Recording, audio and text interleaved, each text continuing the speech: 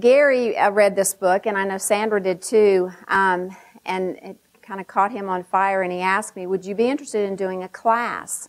The name of the book is called Take Back Your Life from Sally McGee. So a lot of these, this information I've pulled from this resource. Email is a great communication tool. The problem is it's our approach to email. If we change the approach, we can change the results.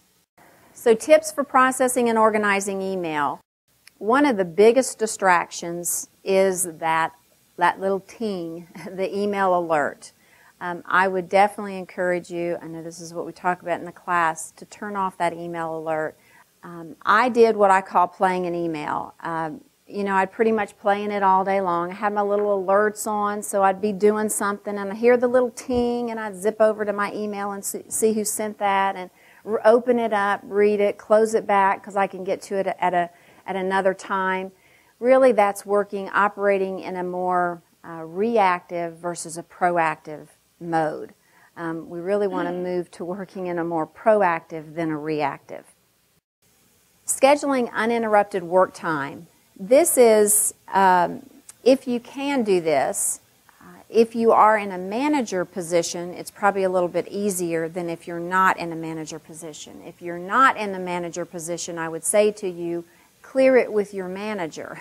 Say, look, Sandra, I got to get this under control, and I want to try to schedule some, I'm going to shut my door at whatever time. Put it on your calendar so that from 10 to 11 is my focus time, concentration, whatever you want to call it. If you can do that, make sure that other people understand what that is. And again, if you're the manager, it might be something that you have the team do. Okay, when their doors close, then we know, unless the building's on fire, leave them alone. They've got focus time. They've got to get something done. That's their concentration time. No distractions. Because again, it is hard to get back on track. When we get distracted, it's hard to get back on track for whatever task we're working on. Define response time. This is not something that I've done. However, I have seen it work where they had email, debbie.tubertini@boomer.com, 24-hour response time. Cell phone number, 8-hour response time. Again, for some people that really does work. The key to this is really you setting the expectations. If you don't set the expectations, somebody else will set them for you.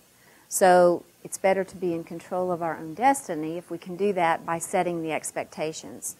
I remember at a firm I was with, we had a help desk. They had a phone number. And so many people would say, team members in the offices would say, I know if I call them, I'm going to get a faster response time. Actually, the truth of the matter was they probably weren't getting any faster response time by a phone call. But typically what they did was send an email and a phone call, thinking that surely somebody will get one or the other. But again, setting the expectations and making sure that everybody understands those, your team does.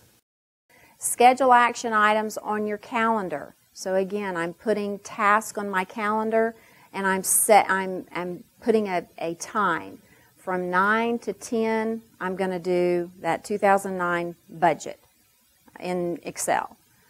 And really work from your calendar. Use it as a prioritization tool. It is a reality check. Again, back to that 24 hours in a day. I know I used to have my to-do list, and they just got longer and longer and longer, and I just kind of went from one day to the next day. But when you really put time on it, you really see what it's going to take to actually complete those tasks. I've got 5 things on my list, and each one of them is going to take 3 hours. Well, that's going to be 15 hours. If I'm only working 8 hours today, I'm not going to be able to get all 5 of them done today. Okay. So no matter how hard we try and how good we are with this, sometimes we overcommit. So what do we do when we overcommit? One, I think by scheduling things on a calendar and having that reality check that says, okay, your manager comes to you and says, Debbie, I need you to do this, and We've already defined my priorities as far as work goes, and I'm slap dab full today. So I've got really hard evidence that I can say to him, I'm not going to be able to do it today. Can I do it tomorrow? Can I do it another day? But I think we get better in saying no and having real evidence as to why we're saying no, not just on being a horse's patootie about it. But saying no is better than not delivering on our commitments. But your other options. There are times, and again, I think when you start working from your calendar, you get better with this, where we disengage. Now, the idea here on disengaging is as soon as you realize you cannot fulfill the commitment, honesty is the best policy. I go to that person and I say, Ken, I'm not going to be able to do that. I'm not going to be able to have it to you by Friday. But Sally can do this. Maybe I have an option for him. Sally can take care of this and she can have it to you by Friday. That may be okay with him. So again, as soon as you realize that you're not going to be able to fulfill that commitment, you should disengage from it. Or renegotiate. Same thing.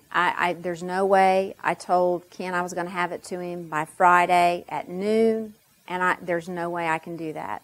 So I go to Ken and I say, Ken, I can't have it. I can have it to you by Monday evening, by 5 o'clock on Monday. Will that work? He's either going to say, that'll be fine. I really didn't have to have it till Tuesday. I just kind of wanted it ahead of time. So again, learning how to do a better job disengaging and also renegotiating.